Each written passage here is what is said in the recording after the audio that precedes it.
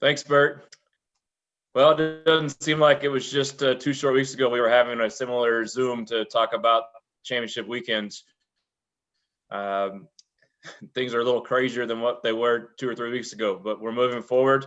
I am excited to be able to put on a production like this for all of our student athletes and everyone across the state of Colorado to be able to showcase what football in Colorado is and to really discuss what it can be and where it's going to go and how we're going to grow this sport in this state. So thank everyone for logging on. I want to say first off, just thank you to our friends in Pueblo that have worked tirelessly to put on this event and to make sure this is an event that is meaningful and that has a lasting impact and creates memories for all of our student athletes.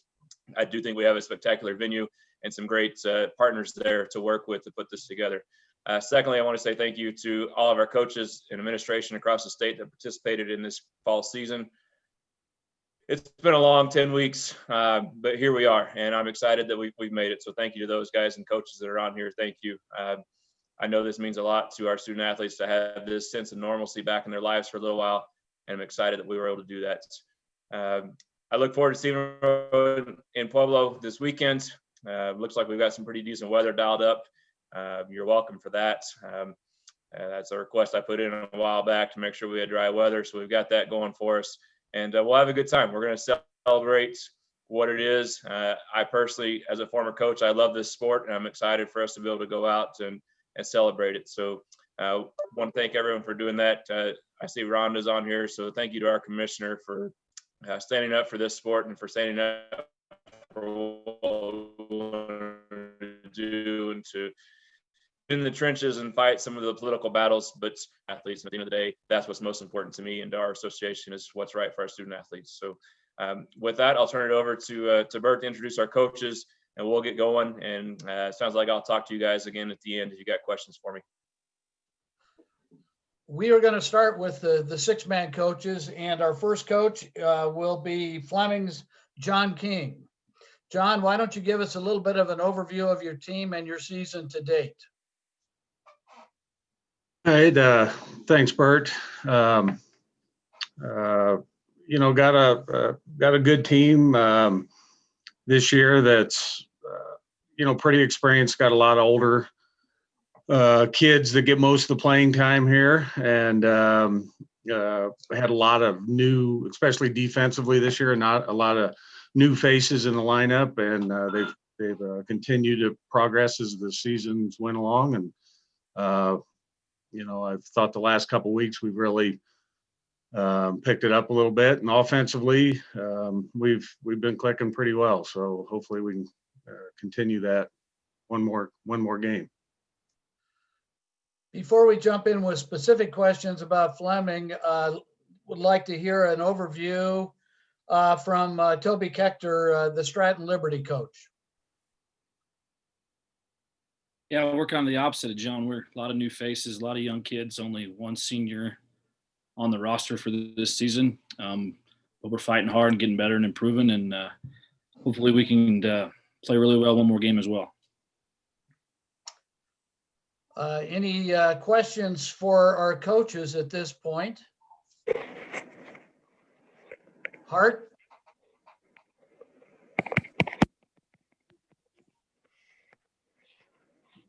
Good. Go ahead, Hart Pisani.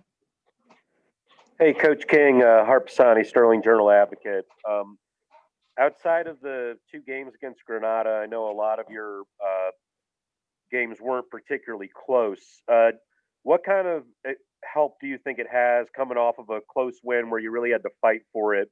How do you think that benefits your team heading into a state championship game when knowing last year it was a very close one?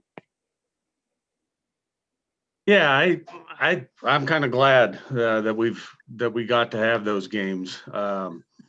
You always wonder, shortened season, didn't have as many opportunities to really get tested, and I was real proud of our guys Saturday, how they kept fighting and fought through some adversity and everything. So like I said, it was a tough game for us, but I think it was beneficial to us. Jeff Latowski? Did you have a question? Me?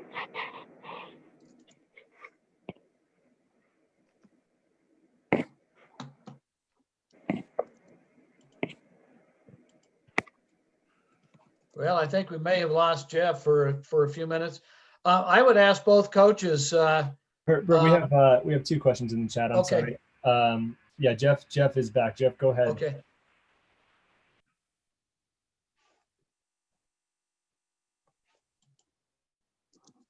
Not hearing Jeff.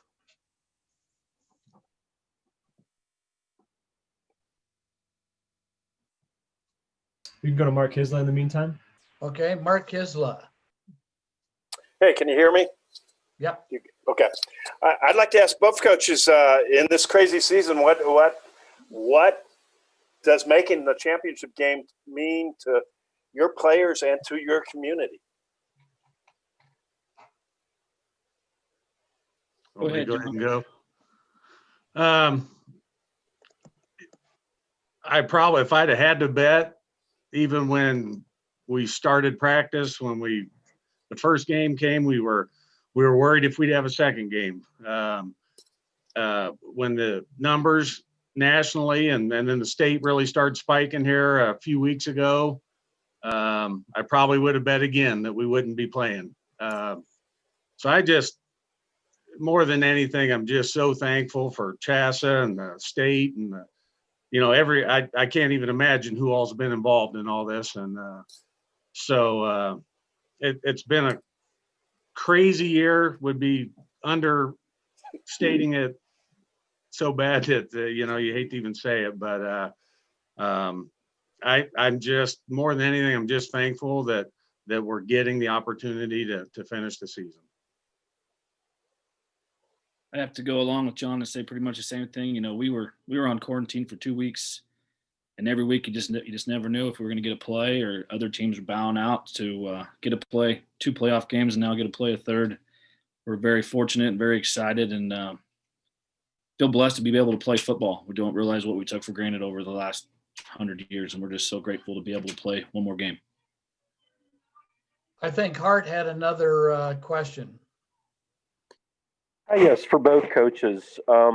With the announcement that there will be some limited fans allowed in attendance, how do you think that will impact the flow of the game and, your team's, I guess, yeah, like I said, flow of the game? I guess I'll go first. I think it's great. We're so thankful for it. Can't imagine being a parent not being able to watch my kid play their last game if they're a senior. We're just so thankful to whoever's involved that got that to go. I don't think it'll affect the flow of the game at all. I think it'll make it. I think it'll make it just as what we're used to. I think the kids are going to be so excited to be in such a cool stadium that there could be 15,000 people or one person there and they'd still play really hard. But having their family support there will be a good thing.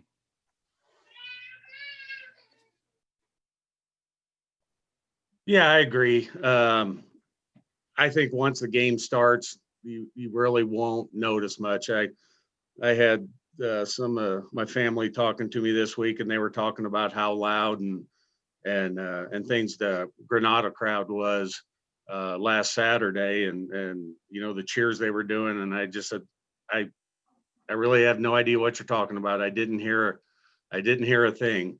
I think most of the players and coaches are all that way. Once the game starts, you're so focused on it that we probably wouldn't notice much if there was 50 people there or 5,000 there. So I don't think it'll make much difference once that first kickoff takes place.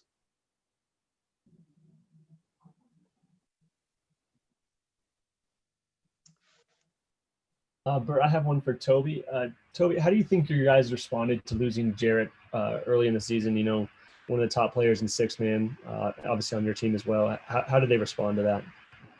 It was really remarkable, really cool to see the first snap he went out. I think we'd had a 40-yard play without him, and we just kind of everybody stepped up. It was more of a, instead of looking at him like, okay, Jarrett, do your thing. It was, oh man, we better do it because Jared ain't here to do it. And it's made us better as far as the other kids. We sure miss him. We sure like to have him, but it made us all better.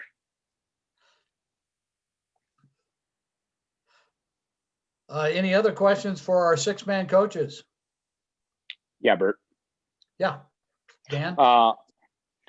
Dan Mormon, Chassenal. What did you guys met in last year's state championship game? It was a fun one, a 1-point win. As much as you can look forward to a rematch, given what this year has presented, how much are you guys looking forward to kind of going out and giving a repeat performance of what everyone saw last year?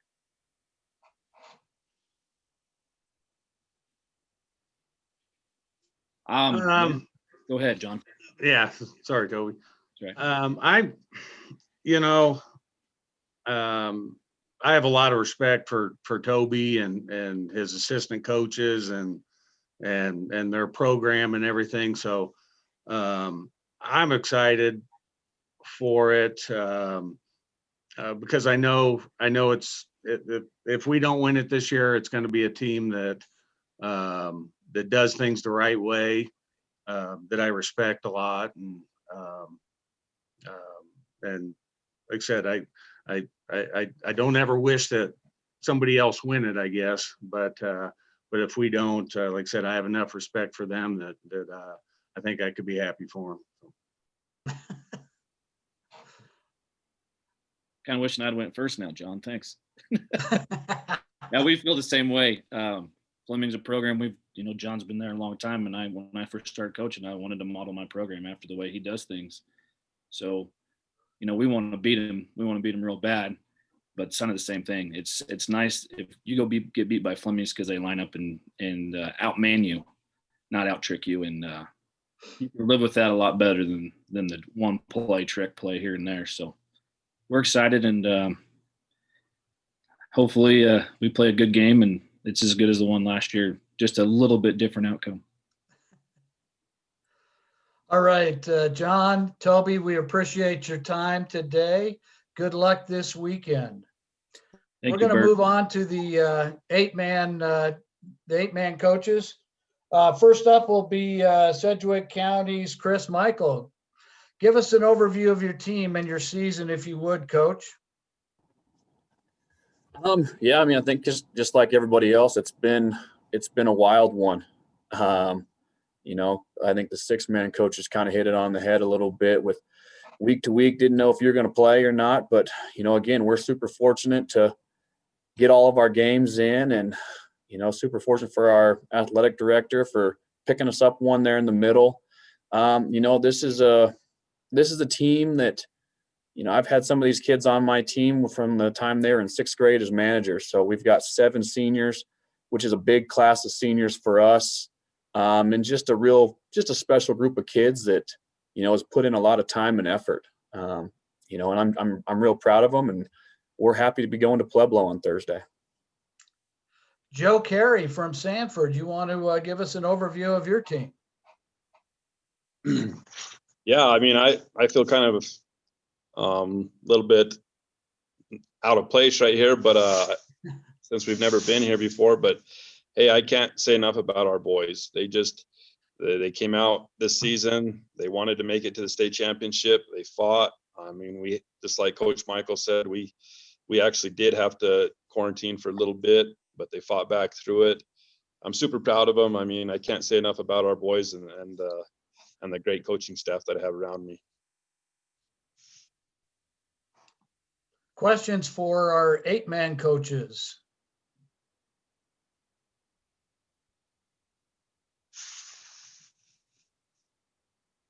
Guys, Yeah, I'll throw a question out there for you. As you go into a season like this year, how important is the leadership component on your team?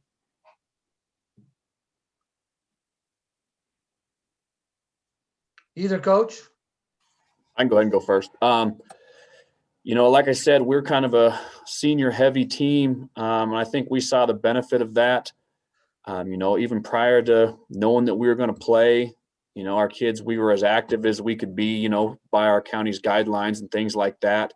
And then once we kind of got to go, those guys really did a great job of stepping in and making sure those young kids who kind of missed out on some summer stuff and some camp stuff, that they were coming right along. And, I think it's important in a shortened season, to have that student leadership out there. Yeah, I think so as well. We only have 3 seniors on our team, but there's a lot of leadership that comes from them.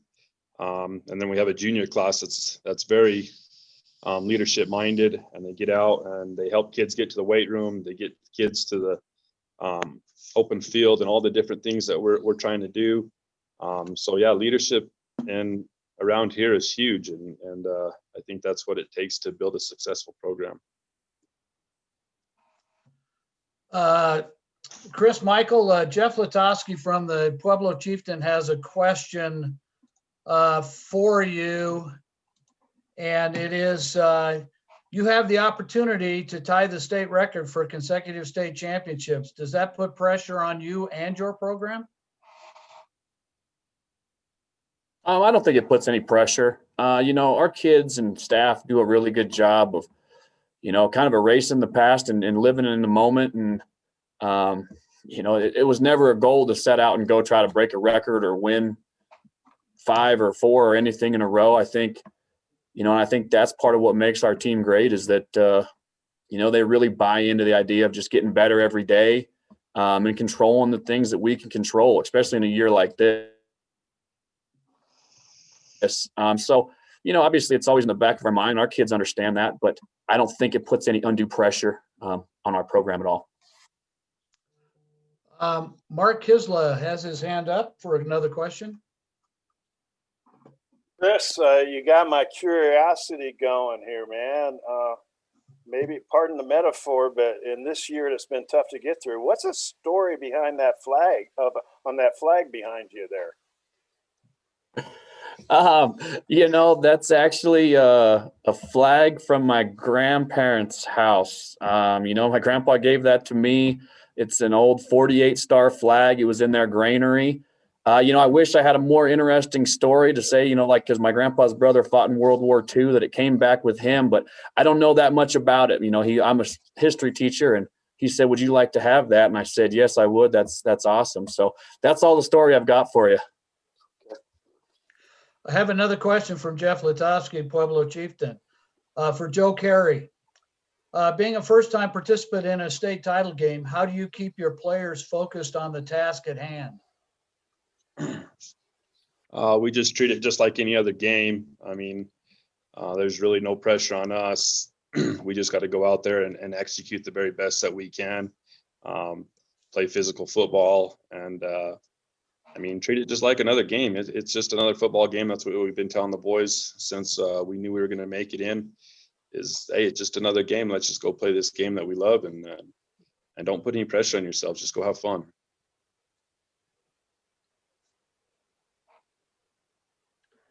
Any other questions for our 8-man coaches?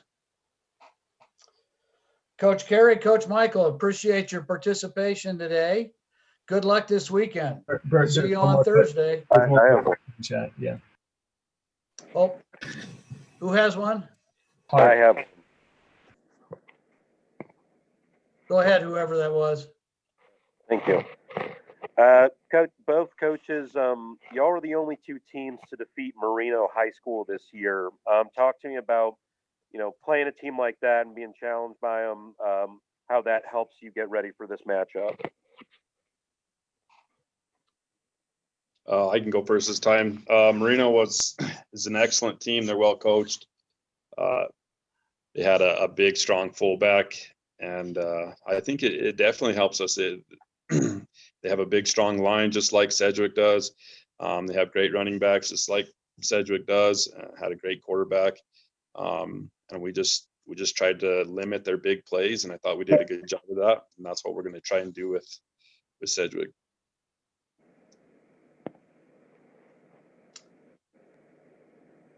Yeah, I think that's kind of one of the advantages of our schedule, is that we have tough games, kind of week in and week out, no different than Sanford in their league. But, Marino's is well coached. I know their coaches pretty well, and I know they do things right. And that it's going to be a physical game. You know that you're going to have to beat their players. You're going to have to beat their coaches. And I think, the saying iron sharpens iron. And I think it definitely helps our program to play teams like that are physical and that you can't make mistakes against. And that's kind of team that Marino is that, if you make mistakes and turn the ball over, they're a really hard team to beat if you do those things. So, I think it was definitely a benefit to play Marino and tough teams like that.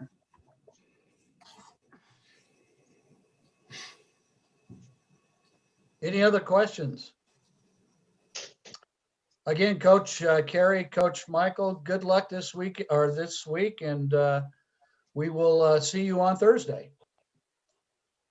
We're going to move on to our 1A coaches. Invite in Mike O'Dwyer from Lyman and ask him to give an overview of his program and the Lyman Badger season. Well, it's been a tough season as it's been for everybody out there. Our kids, we returned a lot of kids that played last year on that team from last year, and that experience is kind of carried over this year, which we really needed that experience. Going through what we did, we had to go on quarantine for a couple of weeks, and we had a couple of games scheduled with Alamosa, and then that got canceled, and then we picked up a game and. We decided to play on Friday night. We turned around and played Colorado Springs Christian on Saturday afternoon. So, that was just pretty trying all year. And so, we're just thankful to be here right now. From Strasburg, Coach Brian Brown. Hey, thanks for having me. Brian Brown from Strasburg. I'm kind of just the sentiments of Coach O'Dwyer. This has been quite a crazy season trying to get everything in line. But I returned a lot of experienced players. I have 14 seniors on my team. And so that leadership really helped to push us through this season and all the ups and downs that it's come with. And, we've just been pushing through, and we're really thankful to be where we're at right now. All right, let's open it up for questions of the coaches in Class 1A. Dan Mormon from Chassenau. You guys tired of talking to each other this weekend of the season? I always enjoy talking to Coach O'Dwyer. It's an interesting conversation usually. Yeah. What is it about the third time that you're hoping is going to be a charm? Well, I hope we beat him. That's I tell you what, it's always a challenge to play Lyman. They're so well coached, and what we notice about the Lyman football team is how disciplined they are. They're always in the right place at the right time, and so we just have to match that discipline and go out there and do the things we do and not make some of the mental mistakes that we've made in the past, and hopefully we'll have a better outcome than we've had in the last couple of years. Mike, you want to jump in on that one? Well, I wish we could play somebody else actually, but Strasburg is, they are, one of the best teams out there, and if not the best team in the bracket. And kind of the same sentiments. And I know it goes without saying, but Coach Brown and his staff, and the tradition that they've had, especially of late. This is their 5th state championship in a row, and they've always been tough anyways. And then, you put a good coaching staff together, and then they have quality players. They have, 4 and 5 players that they can go to. They don't have one player that you can settle into and say, okay, this is a kid we got to stop. They just got so many weapons that they can hurt you with. And that's going to be the difficult task for us is trying to stop all the different things that they do and that different talent that they have on their football team. I know Stephen Vetter from the I-70 Scout has a question.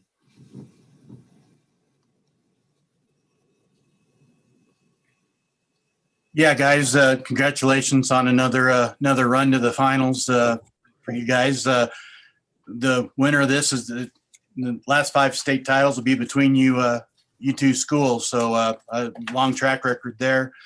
I guess for both coaches, you usually play each other in the regular season. Also, you weren't able to do that this time around. What makes the dynamics this time around missing that normal regular season game between you two? Great, Coach. Great, Coach. Well, it's probably a good thing. When you face a team as much as we face Lyman, we kind of know what each other, what we do. And, right now with what's happened in the past few years and then with COVID, going into a state championship game in a neutral field is going to be an exciting place to play. Now that we get to have a few fans, it's going to be even better for the players. So I think going into a game with not having any, anything this year, any prior thoughts or anything else, I think it's going to be an exciting time for the kids. I think neither program, I believe, is going to come in with any thoughts of last year. It's all going to be about this year and what we can do right now. And, and I'd probably just tag on to that. I mean, everything Coach was saying is right. I think it's going to be an exciting time, exciting place to play for our kids. When we normally play during the regular season, I think the only thing it does is it just kind of solidifies what we do and, and what they do and how you're going to approach and how you're going to stop the other team and how they're going to stop you. So, by not having that game, I've seen Coach Brown on film and we've seen Strasburg, obviously for the last 3 years. And so, they do a lot of the same things. I just think that they do them better and that's what's going to make them tough to contend with.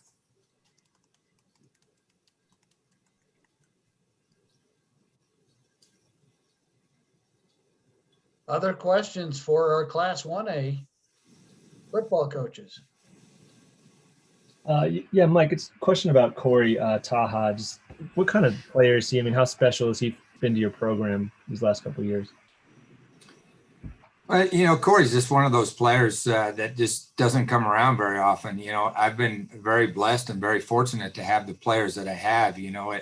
I'm fortunate I have two guys on my staff, and Coach Tyson Liggett and Coach Travis Sandersfeld. Both those guys are Division I football players, and Corey's in that same mold. They're great students. They do the right things. They do the right things all the time. They make their teammates better. And I always say, a great leader isn't necessarily the one that gets out in front, but he can get everybody else to play with him and he makes everybody else around him better. And, he's just a tremendous kid, but, his classmates have been around him, obviously a lot of them since, he was in elementary school. And so, he has made them a lot better, and I think they have made him better. Mark Kisla. Yeah, I've got one for each of you. Let's start with Mike. Mike, what's football meant to the players on your team this year with everything else going on? I mean, what's the most important thing or one important thing? I know it's a broad question. Yeah, I mean, it's probably hard to put it down to one thing, and maybe Coach Brown can speak to this as well. But, in Lyman, I mean, with the history that we have and the, just the years of football in Lyman, it's our 101 season this year. And just the importance, not only for our team, but for our school and our community. It was such a big deal for us to be able to play. I mean, it was truly a blessing for us to be able to at least go out there and put on the pads and play it, and especially it would have been, I think, devastating, for Coach Brown and myself, to not be able to play with the group of kids that we have. And, we always tell our kids, you never want to pass on an opportunity. And this might've been an opportunity, with no control of what they were doing, but that was out of their control. I really think that our kids are just real excited to be able to go out there and play. And I think a year like this year, I think it puts everything in perspective.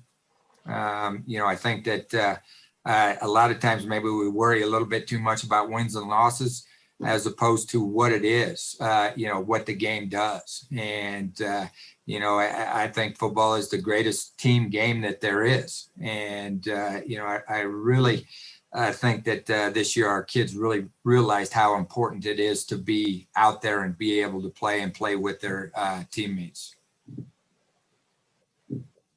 And for Brian, how do you divide up 75 tickets? Do you have a raffle, a treasure hunt, an auction?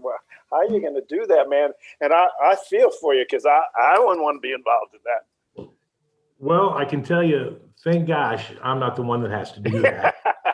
So we get to rely on our administration to do a lot of the dirty work, and that's kind of what I would consider that, because we have so many people that want to come watch these boys play, and playing in our fifth straight state championship, and this group of seniors.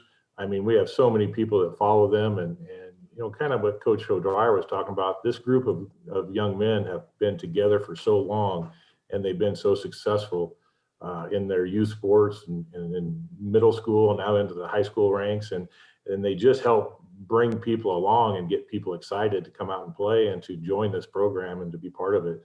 And so, it's an exciting time for them, and I'm so thankful that we got this opportunity. I always preach that success starts with an opportunity, and luckily we had that this year.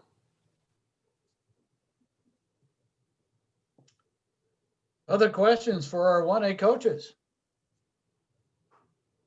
Bert, this is John Beltran, 1010 KSIR in Fort Morgan. I'm sorry I don't have video attached to this, but this is for Coach O'Dwyer, because, Coach, one of the biggest stories, even before he got to the football season, was with this Lyman golf team. Talk about that, the impact that had on football, the competitive juices that they were able to get just through playing golf, a sport that many of these players hadn't even played before. There was a story out there that many of them had not even picked up a golf club before, and yet they undertook this particular challenge, which is pretty much emblematic of what you do during football season, just taking up challenges. But this was certainly new for these particular players.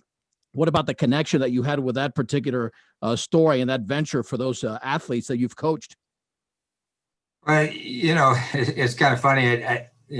Obviously we weren't playing either, so I was out there at the golf course playing a little bit myself, and I really don't know, John, if that's what you would call what they were doing was playing golf, because tell you what, they were tearing the heck out of that course. So just for those guys to go out there, and it doesn't surprise me with that group of guys. I think they had 32 guys out for golf, which I think only got 33 boys out for football. So you had 32 guys out there just hacking up a storm. But they just love to go out there and compete. And that's what I love about this group of kids, is that it doesn't matter what it is. These guys, they'll make a game out of anything as long as they get to play and participate. And I think that's just goes with their mentality. And they'll attack a golf ball like they'll attack a runner, and so sometimes it doesn't look real pretty, but they get the job done, just because of the way that they're made and what they have inside of them.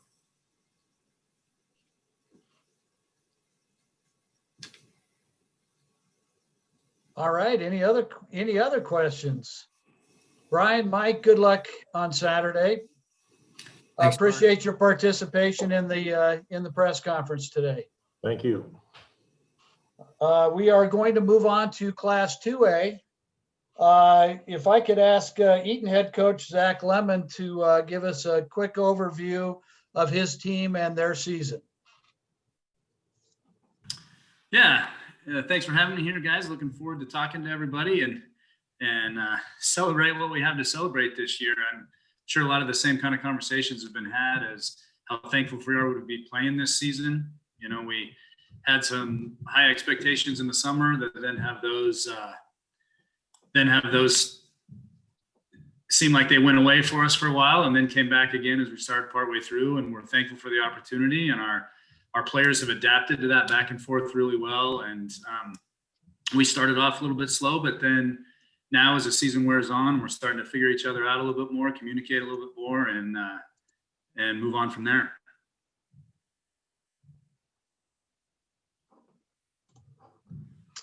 All righty, There's let's, some questions coming out. I don't know if those questions are for me or for someone else.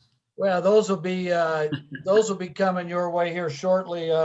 Let's get Jason Tice, the head coach at Lamar, to talk about his season and his team. Well, thank you for the opportunity today. Just like the opportunity we have this week, it's everything this year seems like a blessing. When you go back to August and the uncertainty of the season, and then Labor Day comes and goes, and we're just kind of doing some things on the side here and there. So to be able to have a season and enjoy a season with this group of kids is special, and I just can't say enough about our kids and our parents too. Getting their kids there and helping them through these challenging times, whether it's hybrid learning or complete online learning or in the classroom learning. It's been a year full of challenges for all of us, and just really proud of our kids and proud to be a part of a great season. And we have a tough opponent this week, and hopefully we can show up and compete well like we have in the past, and just be thankful for the opportunities that God's put in front of us.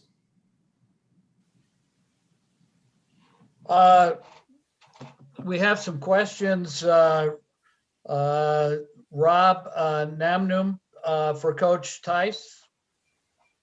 Hey, Coach, congratulations on reaching the state title game. Thanks, Rob.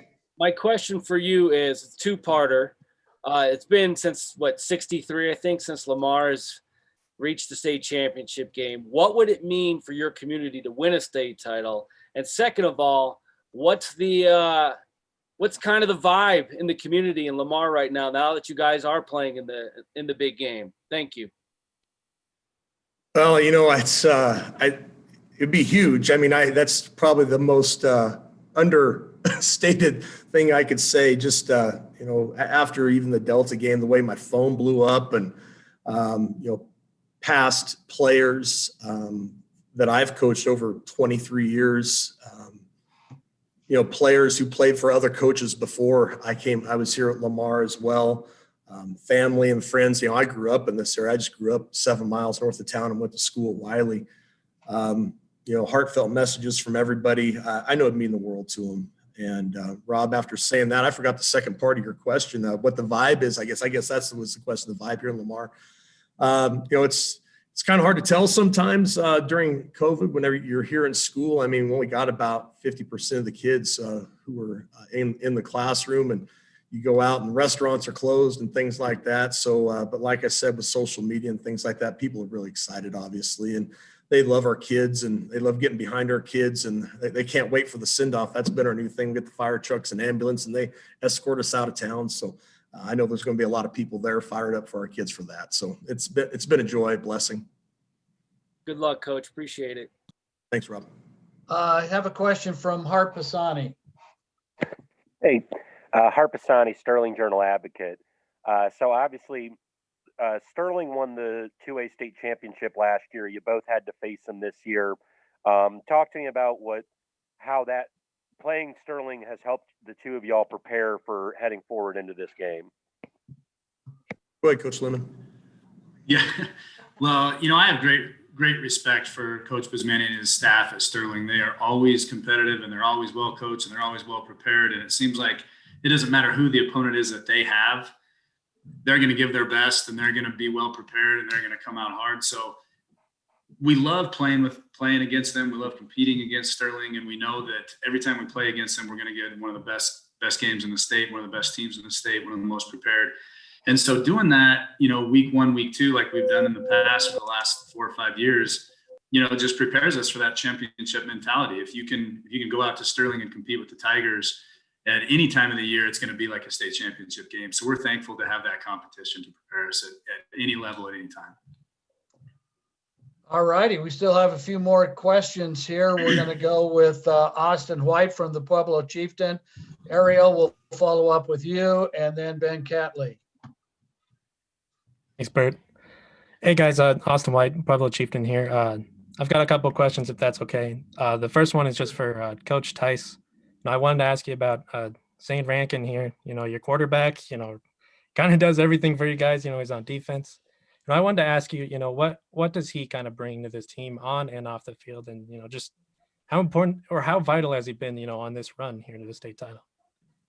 Hey, Zane's a special player. When you get to this point in the season, you've got to have some special players on your team, and Zane definitely qualifies. I mean, he's a defending two-time state champion, I think 132 pounds in wrestling. He's just an ultra competitor, and he does a lot of things. He's really physical for his size too.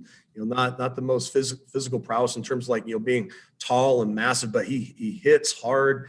He's tough. He takes a lot of punishment. And he gets up and he wants more. It's just that mentality that some people have, and that's infectious. And other people want to match that. And our kids, I was listening to Coach O'Dwyer talking about being competitive. I mean, we still have kids racing 40-yard dashes after the game, not after the game, but after practice, just because somebody said they were faster than the other guy. So, Zane and the rest of the guys, they bring that very competitive nature, to our football program. And you got to compete to win at this level. And so having great competitors helps. Absolutely. Thank you, Coach. And my other question was for both of you guys, kind of a more serious subject, but, obviously this summer there was, a lot of social change seen across the country. We saw Washington football team change their name. So I wanted to ask you two both about kind of your mascot of your school and, kind of their ties to the Native American community. And, I want to ask your opinion on if you think, it's an appropriate mascot and if you think it should or should not be changed. I'll go ahead and start for you, Coach. So in Eaton, we have recently the school board adopted the policy that we are going to retire the old logo, the old Indian logo that will no longer be a part of our school and our program. Now, obviously the community is going to take a little bit longer to phase that out. But some programs have been phasing it out as it was. We've been switching up our logo and looking at some different things.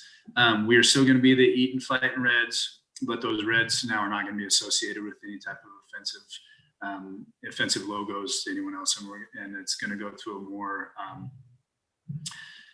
not necessarily get a new logo or any type of new mascot, but just go to different types of logos. It'll be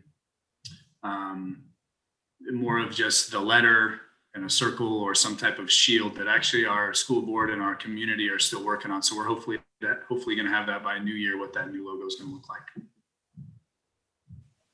Yeah, and we're in a process right now. Our school board has taken the situation very seriously, and we're communicating with Native American organizations and the state association that's coordinated us with Native American mascots and a recommendation back in 2016. So kudos to our school board for taking that seriously and looking to move Lamar forward with that. What that looks like, that's not something a football coach gets to decide, but I do support our school board and I do support our community.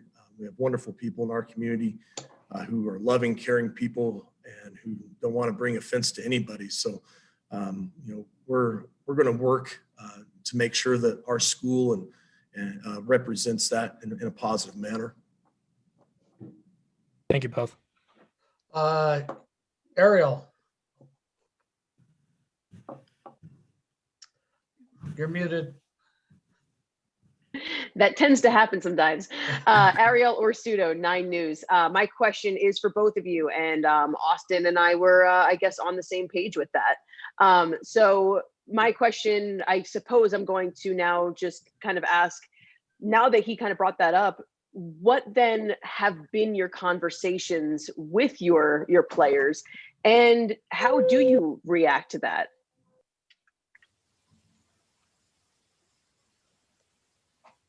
It's one of those things, we talk about it in the classroom setting, and we try to understand multiple perspectives and understand, how certain people from different communities feel about certain things within the context of this issue.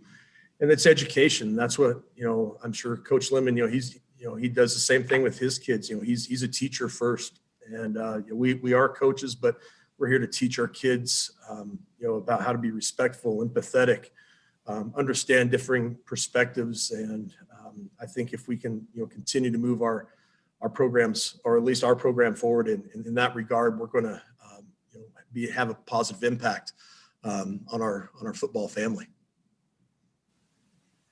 Yeah, I agree with that completely. It's not about speaking towards a specific incident or a specific behavior or anything like that. It's building that culture of understanding and empathy, like Coach said, where we try to instill that in all the time. Be a great citizen more than you are a great football player. And your citizenship that we build the culture of in football transitions far beyond the field. We want it to be in the classroom, we want it to be in the community, and we want it to be, most importantly, for the future of these young men when they go off into their communities, into their own lives, into their own jobs, that what we can teach them in football and what we can teach them in school are lessons that go far beyond just winning football games, far beyond just being a competitor. It's much bigger than that. It's being a citizen, it's being a great human being, it's having understanding of everyone's differences. We talk a lot about, everyone has a story we know nothing about.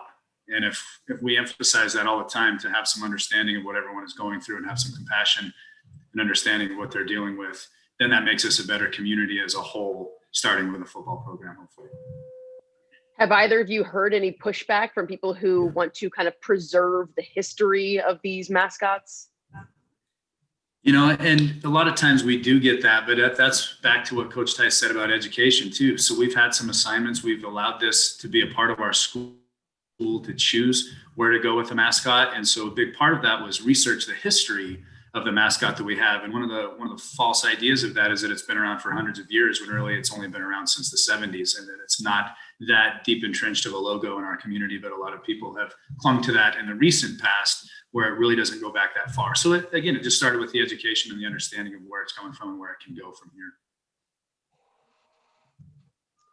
I mean, we got some announcements going on here at school, but yeah, same type of thing. And we respect the history, in Lamar of the name Savages, and it's one of those things that time moves forward. Progress is unavoidable, and so what that is going to look like in the future for Lamar may look the same as it has in the past. It may look something different, but our school board's taking a look at that, and I think that's an important step for our school board to take. It takes a lot of courage to do that, because there are people who are very passionate about our mascot and what that means to them, and that's understandable.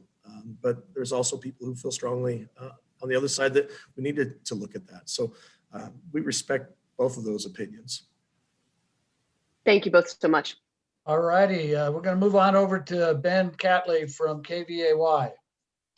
Thanks, Bert. For Coach Tice, first off, hi. It's been a while. Hey, Ben. Secondly,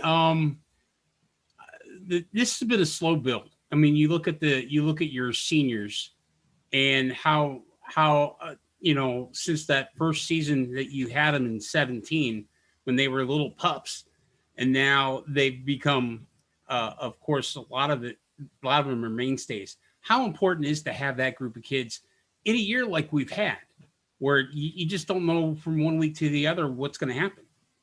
And it's huge, Ben. It's one of those things where you have 14 seniors like we do, and a good number of those kids, 6 of them played as freshmen.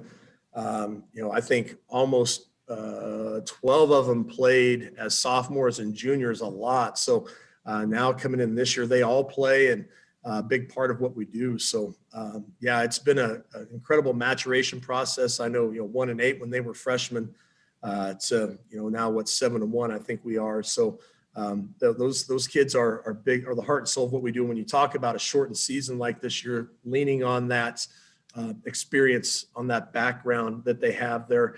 We don't have to spend as much time putting in different coverages and putting in different schemes, because we've already done it. So I think that definitely helps. How much I know a couple of years ago you went and at least thought about or tried the 2 platoon system, where you got more kids involved in actually playing. How much has that helped you get to where you're at now? I think that was a defining moment for this group of seniors, because that's when those kids were sophomores, and it gave them an opportunity to get on the field, where had we not been doing some of those things, it would have taken that next junior year for them to make those strides. So I do think that was huge. We made some marked improvement in the middle of that season. and played really well against the state champions that year against La Junta. As a matter of fact, I think we scored 21 points on La Junta that year. Nobody else was able to do that. So being able to have those kids on both sides of the ball and focus their efforts there, I still think we fall back on those lessons we learned at that time. I'm just going to sneak one more in before Dylan gets on here. And that is that when you look at things now, and this team and really the community, they have not had a team in the finals since the 60s.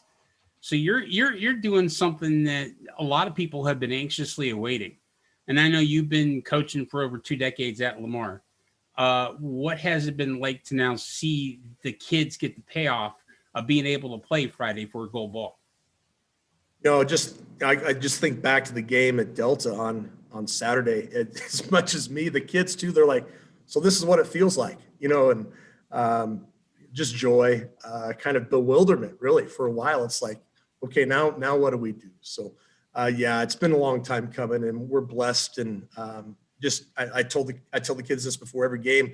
I hope I get to be around you guys one more week, and we're gonna have to figure out what we're gonna have to do next week to still be around those guys, because I'm gonna miss being around them. They're just a fun group of kids to be around. All of them are, and it's just been a blessing all the way around. Thanks, Ben. Thanks, Coach. All right, Dylan, and then we'll finish it up with a question from Austin. All right, this is for Coach Jason Tice. Dylan Scott, News 5 Sports here. Coach, obviously, congratulations. Looking forward to seeing you play this week. How do you decide in Lamar who gets the 75 tickets? Because you haven't been in 60, only 75 tickets. I mean, this is bigger than In-N-Out Burger, I think. Right, in Lamar it is for sure.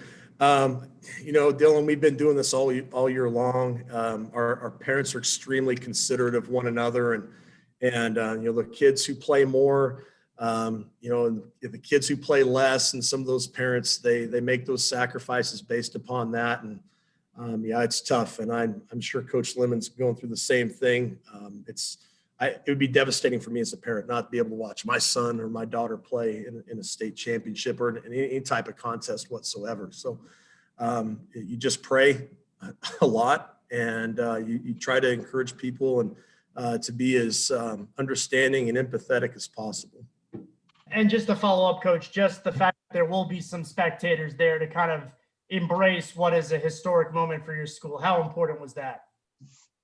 I'm just happy that the parents get to go. I mean, like I said, I had to miss my daughter's volleyball tournament last year because we were traveling to Sterling for a playoff game, and I just about ripped my heart out. So I'm just glad the parents are able to be there, and that, because I know these are huge moments to get to experience with your children.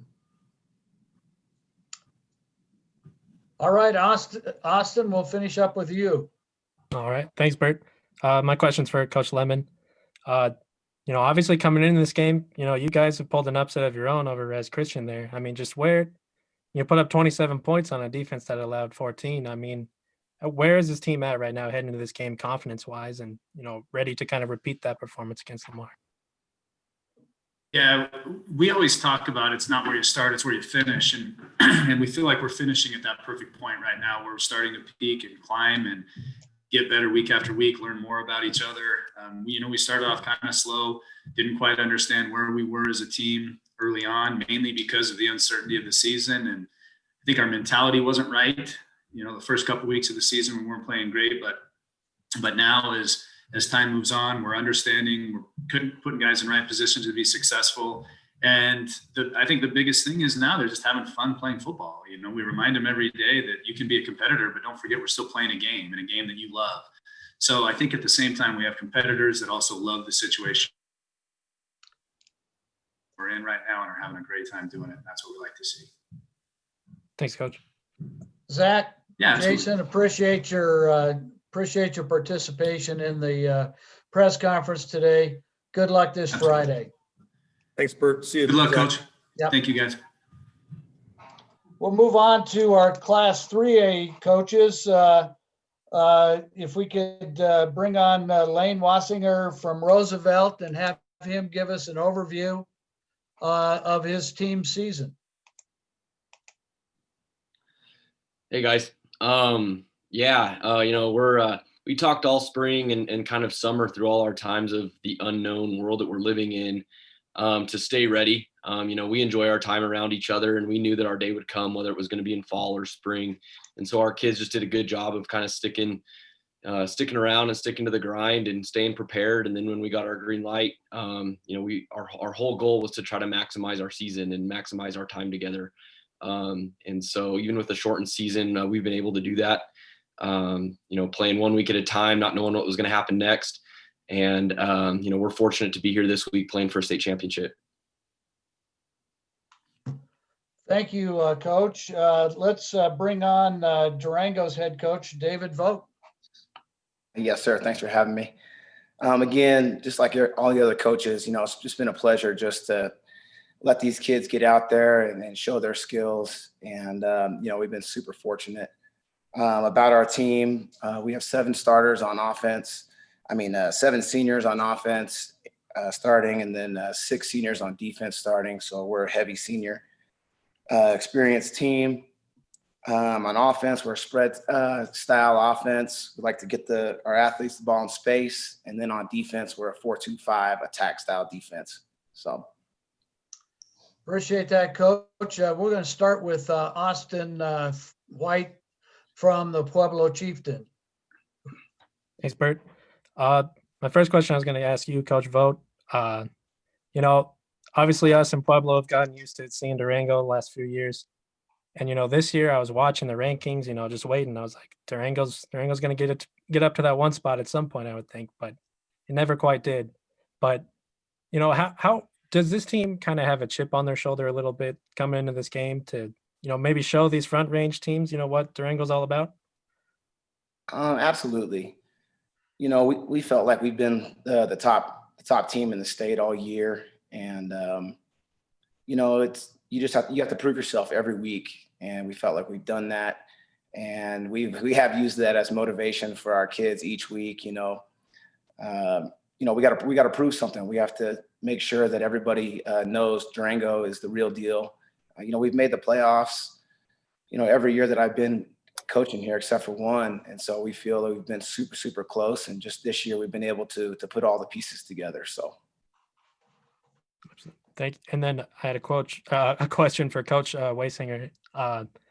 Last week, obviously going against South, I would say, similar kind of look to Durango, a lot of skilled guys, a lot of guys that, once they get in the open field can make some plays. How prepared do you feel this team is now to go against all those guys that Durango has and, that quarterback and Jordan Wolverton that they got? Yeah. Obviously Durango is loaded with athletes and talent, and they play a good brand of football.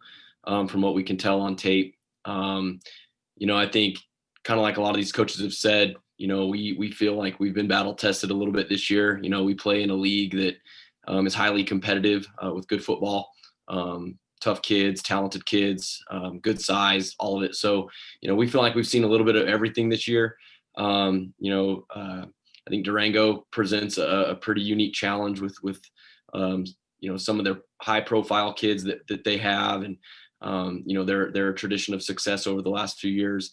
It's been noticed kind of from afar. So, we're anxious to get our shot. We enjoyed our challenge last week against Pueblo South. They were another unfamiliar opponent with a lot of history and a lot of tradition of success. So, our kids are just excited. I wouldn't put anybody up too high, but I think we're gonna have to play a good football game, and it should be a good one. Thanks, Coach. All righty. Ryan Wesley from the Prep Red Zone has a question. Ryan? How you doing, everybody? Ryan Wesley, Prep Red Zone, Colorado. First and foremost, congratulations to every coach on making it to where you're at right now. That is such a big deal. My question is for Coach Vogt. You were talking about the returning seniors that you have and how many returning seniors that you have.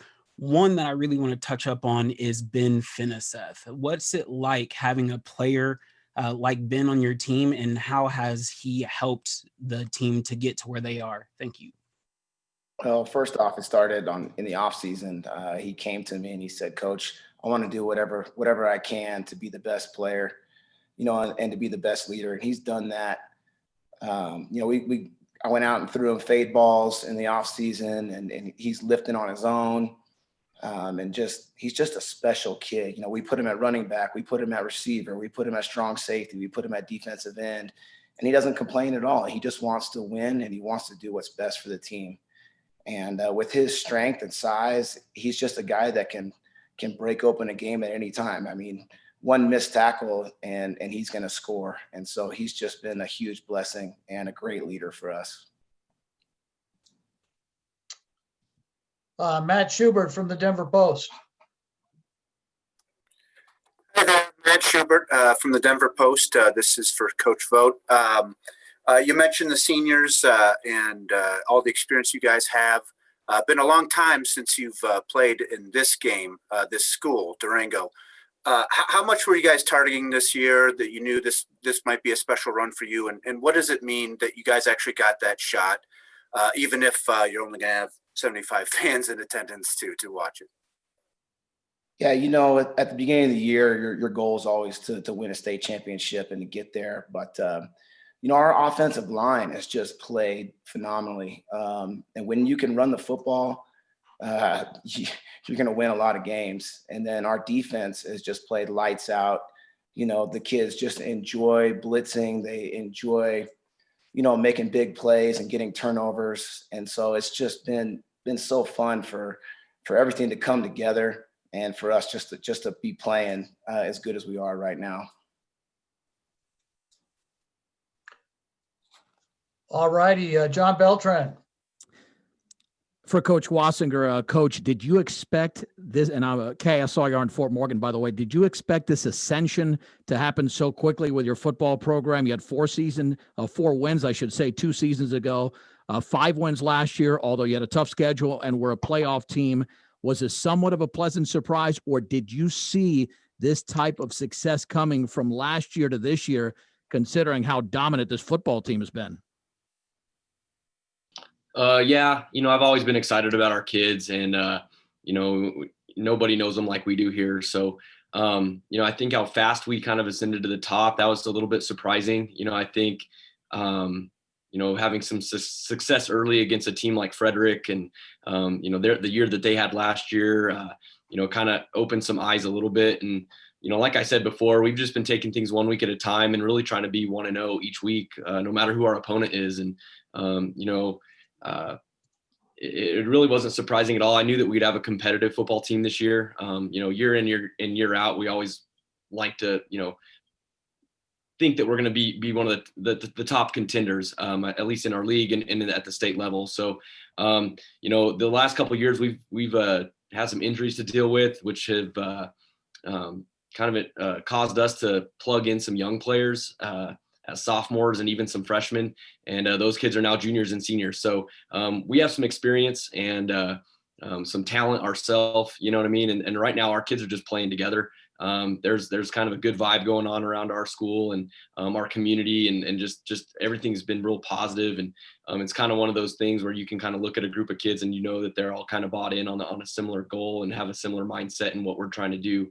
And, we don't have just 1 or 2 kind of top guys. We have, 2 deep at every position where guys are coming in each week, making plays that you didn't even know we had a week ago. So, yeah, not overly surprised, but definitely real excited about all our kids and was definitely confident in them in the off season for this year. One last question from Austin from the Pueblo Chieftain. Thanks. This one's for Coach Wassinger. Your team was a couple seconds away from getting eliminated in that first round of Fort Morgan. Just, did that first experience kind of, teach these boys that, when it comes to playoffs, you have to sell out 100%. And, do you think that kind of woke them up a little bit? Yeah, absolutely it did. I think coming into that game, just with the number 1 seed and the number 1 ranking, Coach Vogt, if you ever want that, go ahead and take it, man. It's there's some pressure there. And I think our kids it was kind of a different feel for that game. We were supposed to play them 2 weeks prior and that game had gotten canceled. And so, I think just on paper, our kids were, just expecting to win, but also not really feeding into that underdog mentality that we've had to use before. So, Again, I think those games help you, especially in the playoffs. I told the team after that game, you can learn a lot from a loss, but you can also learn a lot from a win.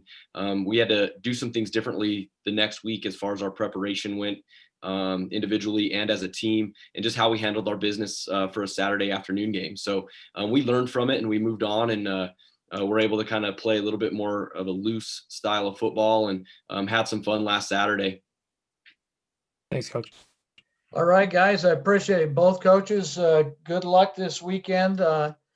And thank you for your participation in our press conference today.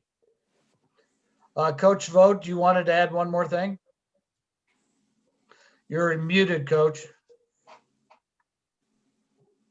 Yeah, I just wanted to say one of our boys, he lost his father during the season. And, just having the football experience and having the football family, that's really helped him through this event. And so I just want to thank CHSAA again for allowing us to play, because it means so much to these kids. It's not just playing games. It means everything to the kids. And for him to have the football family to rely on and to help him through that was just one of the best things ever. So thank you. Appreciate that, Coach. We're going to move on to Class 4A. And we will start with Palmer Ridge head coach, Tom Pulford. Thanks, Bert. Hey, I just wanted to say congratulations to everybody that has an opportunity to compete here in the last week. I know how much hard work goes into putting your kids in a position to be in this spot. And there's a lot of sacrifices that your wives make. There's a lot of sacrifices that your kids make. Just want to tell everybody congratulations on being here. And I've really enjoyed being on this call. I've got a lot of Post-it notes all around my computer right now. I'm fortunate that I didn't have to go first, because now I've got a bunch of ideas and stuff I stole from guys I heard. So I guess I'm supposed to talk a little bit about our team. Here's what I'll say. I think we want to get to the question. So our team, like everybody else's team that's here today, our team has made sacrifices. Our team works hard, and our team plays for each other. And so I'll leave it at that, and we can get on to the next one. Thank you, Coach. I'd like to hear an overview from Loveland head coach Jeff Mock. Hey, thank you guys for having me. I think back probably to about 2 weeks before the season started. Our football team hadn't touched a football all spring, all summer. We did some workouts where we got together. They were almost like track style workouts. And I remember my district athletic director calling me and saying, "Hey, do you guys want to play in season A?" And I said, "Absolutely, we're up for the challenge." And from there, I can remember the first coaches meeting. We all got together as coaches and said, no excuses. No excuses with the shortened time frame. We have to come up with a way to get our kids prepared and ready to play, and basically do what Loveland does, which is try to win a state championship every year. So we're just extremely grateful to be able to play and get together as a group every single night. And we have some really good kids on our team. I wouldn't call them overachievers. I just call them kids who are reaching their potential, man. So I'm super excited to be in this game. All righty. We have a number of people that are anxious to talk to the coaches. Dylan Scott. All right. This is for Coach Pulford here. Obviously, congratulations on another tremendous season and opportunity to play for a state championship. I think I did the math right. I just want to ask you about the senior class. 44-4 overall. These seniors going for a fourth state title, the first one in 4A, but 3 in 3A. Just tell me about the group of guys. I mean, their work ethic, what they've meant to this program, and kind of what it's like to see them grow all these years. Well, I will tell you that we have a great group of seniors, and Dylan, you did do the math right, but if you were to talk to any of them, if they could be on the Zoom call, Caden Dudley would tell you those numbers don't matter at all. We're looking to go 1-0 this week. And here's what I'll tell you. When this group of seniors came in, one of the first things that I told them, I read it out of a book by Tony Dungy, and Tony Dungy quoted Chuck Noll, but his champions aren't champions because they do extraordinary things. Champions are champions because they do the ordinary things better than anybody else. They get in a stance, they squeeze it down, they do the little things right. And, if we can get kids to buy into that concept, whether it's taking out the trash, whether it's vacuuming your room, cleaning up, whatever it is, if we can get kids into that mindset, then, I think that we're developing good human beings. And, regardless of what the outcome is, we're going to try our best to go 1-0 this week. But regardless of what the outcome is, we feel like we're working on making better human beings. Would like to bring in Austin from the Pueblo Chieftain. Thank you. I got one question for each coach. I'll start with Coach Mock there in Loveland. I wanted to ask you about Zach Rakowski here, the running back, and what about him, kind of separates him and, makes him one of the best running backs in the state, and a state that's filled with a lot of great running backs. Just like I tell everyone, he's electric. Don't let the size fool you. He has great vision. He's one of the smartest kids you'll ever meet, and he is a fearless competitor. I mean, he wants the ball in his hands in the biggest moments. He's just a fantastic kid. Thanks, Coach. And then for Coach Pulford, if you're on Twitter, you see a lot of these offensive guys, taking up a lot of headlines. The offensive line too, they get on the fun too. But I want to ask you about this defense. I mean, they held Pine Creek to 7, found Fort Carson to 12 points. I mean, what can you highlight some of those guys on defense? How important that unit's been for you this year? Well, I tell you what, the opportunity to play defense at Palmer Ridge is a special opportunity, and it's due in large part to our coaches. Zach Carlton is our defensive coordinator. He does a fantastic job each week of preparing himself and preparing those around him. I've heard other coaches here talking about their players, and I'm going to talk about Coach Carlton the same way. He makes everybody around him better. And, he has Coach St. Aubin helping him out with linebackers, and Coach Mitch Unrein helping him out on the D-line, and Coach Thorne Wang is a guy that helps with the defensive backs. And our defense is playing well. However, we know that we've got to show up and we've got to get off of blocks and we've got to tackle. So I feel like, anytime you say your defense is playing well, you got to knock on wood. And, I don't know if you're superstitious as I am, but what I'm going to tell you is our team got to play 4 games, and then we got quarantined for 2 weeks, and then we played 2 more games. And now we're blessed to have 7 more days with these kids. And, I'm just trying to figure out how long I can make equipment turn and go so I can keep hanging out with them. At the end of the day, we're thankful for the opportunity to compete. And we're thankful for the opportunity that we have to be with these young men on the field. And I feel blessed that Coach Carlton is on our staff because, like I said, he raises the water in the harbor. Thanks, coaches. Yep. All righty, let's move on to Ryan Wesley. So originally I only had one question for Tom, but after hearing Jeff's intro speech, I definitely have a question for you as well. So Tom, first, just to kind of piggyback, you have a team that's coming off of 3 straight 3A titles. You're going into your first 4A title in your 4A season debut. Rather than ask about the seniors, I want to ask about the underclassmen. The seniors are a big part of this, but what's the feel for the underclassmen and how are these seniors, leaving their mark for them? That's a great question, Ryan. I appreciate you asking that. I'm going to start off by rerouting just for a second. So if I were a wide receiver and you press me up, my route's not going to look real good for a second. All right. But what the first official day of practice this year in 2020, I was quarantined. So that was my day 1. And I'm going to tell you, I was down. It didn't feel good. I think if I look back and if I talked to the right person and they had the right degree, they'd probably tell me I was depressed at that point. And I was in a hole for a little bit.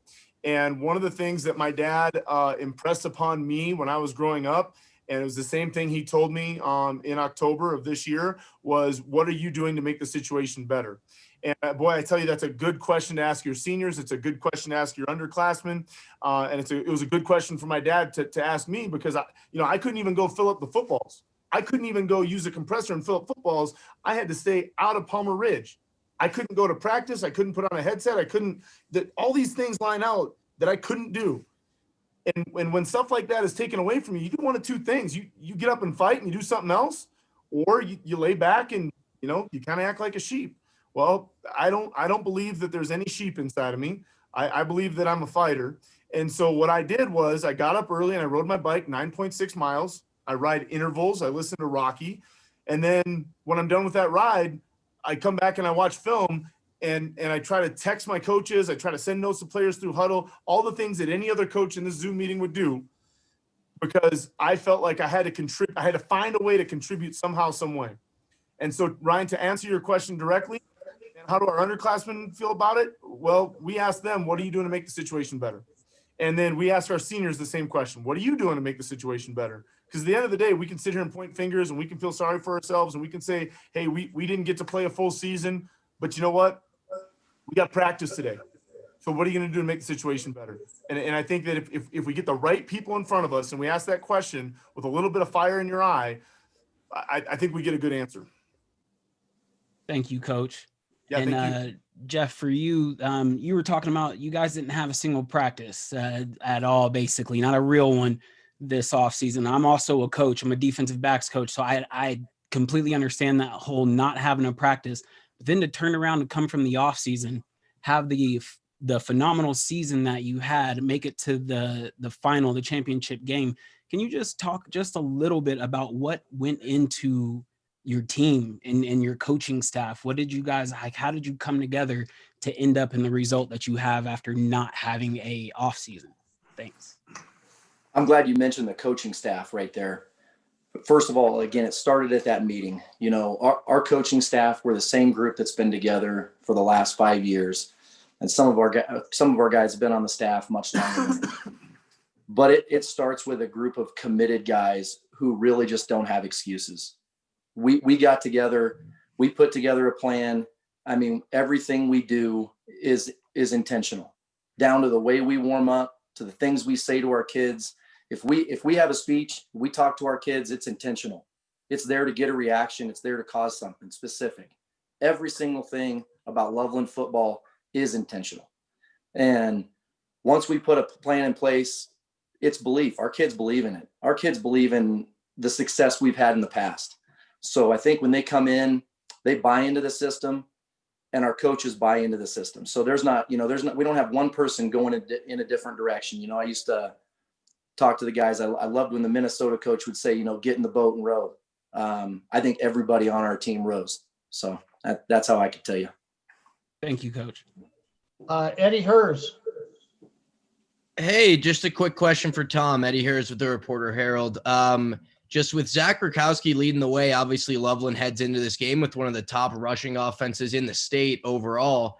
Just do you view kind of containing that Loveland rushing attack as one of the most significant challenges your defense will meet this season? And just two-parter here, just how tricky is it preparing for that kind of unique Loveland offensive scheme? Hey, Eddie, thanks for the question. I appreciate it. I'm going to tell you that this year is a tricky year, which makes your question tricky to answer. Is stopping number 5? He's electric. He's explosive. He's tough to bring down. He has great vision. He's got great speed. Yep, we've got a challenge in front of us. It's probably the toughest challenge that we'll have on the field this year. I'm not sure it's the biggest challenge that we've had in the scope of what we've had to deal with in 2020. But you know, the young men that I have an opportunity to go out and practice with today, they respond well when challenged. That doesn't mean that we're going to be successful on Friday night. It doesn't mean that we're assuming anything. It just means that in the face of adversity, I'm proud of the way that they respond. Eddie, there was a second part to that question. I don't know that I answered it. Yeah, I was just kind of asking a little bit about just how unique is it kind of how difficult preparing for just Loveland's offensive scheme. Obviously, the way they come at you is different than a lot of teams. Yep. You know, Loveland does a lot of things very, very well, and hats off to Jeff and hats off to his staff, because when I watch film, I see a disciplined group of young men. I see them hustling to the point that they need to be at. I see them working extremely hard. I see them trusting each other. I see them executing at a high level. And anytime you have an opponent that does all of those things, you know that you're going to need to bring your best in order to be competitive. And, you know, this is a huge challenge for Palmer Ridge. And, you know, at the end of the day, I don't have a better answer for you other than we're just going to try to put our best effort into practice today. We're going to put our best effort into our stretch. We're going to put our best effort into special teams, and then our best effort into offense, our best effort into defense. And we're going to try to be objective based and try to get the kids home. And, hopefully they're wearing enough layers because we got some work to do. We'll look forward to the opportunity to compete on Friday. Thanks, Tom. Yeah, thank you. Okay, Danny Summers. Thanks, Bert. Hey, Coach, question for you, Coach Pulford. Yep. I wrote my column this week kind of talking about your 14 years at the school and how much it's been a pleasure to cover Palmer Ridge football since 2010. And I talked a little bit about the process, and I've talked with you a lot of times over the years about this process from when you guys went to 3A to 4A when you first took over. Mm-hmm. That stunning 4A playoff loss in overtime back in 15, Mm-hmm. that first round loss in 16. How do you evaluate this process? And I'm assuming the process never really ends, does it? Well, you're right, Danny, and thank you very much for the kind words about our program. I know that you've been around for the long haul, and I'll start off by saying this, Danny. The process is something that an attitude of gratitude. I'm thankful for everybody that fought for kids to get to practice and everybody that fought for kids to have an opportunity to play this year. Thankful for every administrator, thankful for everybody at CHSAA, because without a little bit of fight from each one of those, then we probably don't have this conversation that we're in right now, Danny. We probably don't have a bunch of games to go play down in Pueblo. So I'm thankful for everybody that fought for kids. I'm thankful for the leadership in Colorado. I'm thankful for District 38 leadership and Casey and Terry Bramschreiber and Lance McCorkle. I'm thankful for my wife that she puts up with me and allows me to coach football. I'm thankful for the PR assistant coaches, the PR parents, the PR student athletes. But Danny, to go back and answer your question directly, here's what I want to tell you. When we lost in overtime to Windsor in a game that probably could have gone either way, I think we held them to 67 yards rushing through 3 quarters of football in 2015. And that was a group led by Isaiah Sanders and Trevor Grove and Sammy Wells and Chase Dukes. We lost in overtime, and that was a tough pill to swallow. I'm usually the last one off the field, and I was making sure that trash was picked up on our sideline. And Coach Jones was doing the same thing on his sideline. And I didn't know him real well then. I didn't have a great relationship with him just because I hadn't met him. And my kids were with me because my wife had another commitment at church that day. And my daughter, Natalie, was maybe 5-6 years old at the time. And Coach Jones got down on one knee, and he looked my daughter in the eyes, and he said, "Your dad makes sacrifices every day. And he's probably gone sometimes from supper, and he's probably gone." He knew exactly the schedule that I keep. And he said, "But Natalie, your dad is making young men into better men. So the sacrifices he makes, they're worth it." And for Coach Jones to get down on a knee and get down on the level that he did to my daughter, it changed my daughter's perspective. She's now on the sideline filling up water bottles, and she gets to see something through a perspective that maybe not every daughter does. But the life that Coach Jones spoke into my daughter that day was something that filled my heart. And I don't know that it made the loss feel any better, but it made the process feel like we're doing the right thing. Thank you. Yeah, thank you, Danny. All right, guys, we have 5 more questions, or 5 more people with questions. We're going to start with Dan Mormon. Ryan Casey will take over for a few minutes while I need to step away. This one's for Jeff. I want to go back to your rushing offense a little bit. Is that going to be a vital component of your defense in keeping Palmer Ridge and Luke McAllister off the field and allowing them to do what they do so well on offense?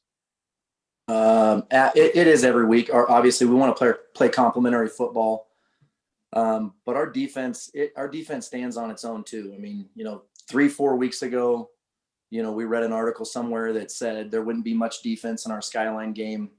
We told our kids that, and our kids have stepped up. We feel like we're a strong team on both sides of the ball. But yeah, our rushing attack, obviously, a good running team and a good defense kind of go hand in hand. So we want those two to complement each other every single week. We'll go ahead and go to Matt Schubert. Hello there. Yep. For Coach Mock, you just briefly mentioned the Skyline game. You guys won that game by 1 point. Skyline doesn't get in the playoffs. It kind of speaks to the degree of difficulty with getting to this game here. What do you think? How difficult was this season for you guys to get to this level? And also one other question: defensively, you saw Skyline, you saw Dakota Ridge.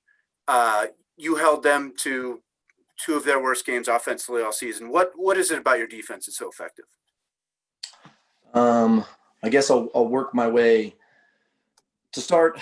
The schedule, I think, laid out for us perfectly. And you know, I'll give a lot of credit to Skyline. I think they're definitely a top 8 team. They should have been in that bracket. I think anybody watches that team play, they would understand they should have been in the bracket.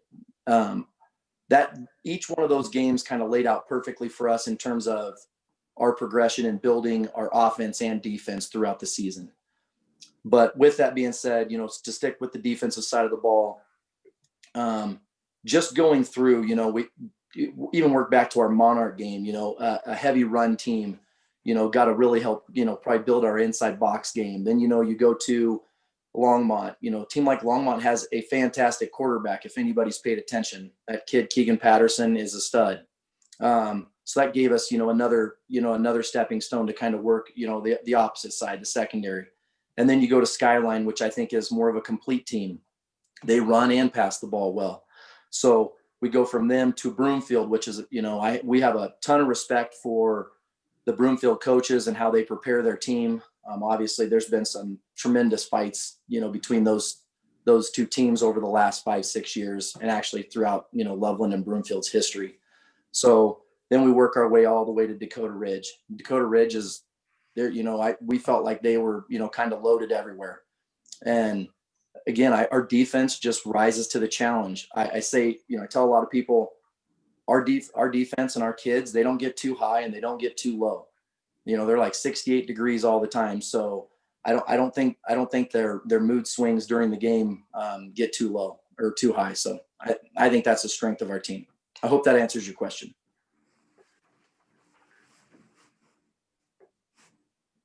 Kyle Frederickson. Just to piggyback on that real quick, Coach Mock, what impresses you most about the passing attack that you'll be facing with a quarterback and a receiver who are both Division I commits? Again, they have weapons everywhere.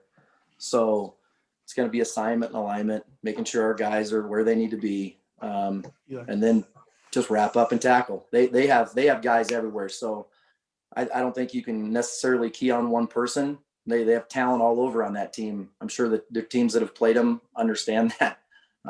Again, I hope that answers your question. There's no, you know, we have a lot of respect for each one of our opponents, and we have respect for them too. All righty, we're going to wrap this up with 2 more people, Lindsey Smith and then Rob Namnum.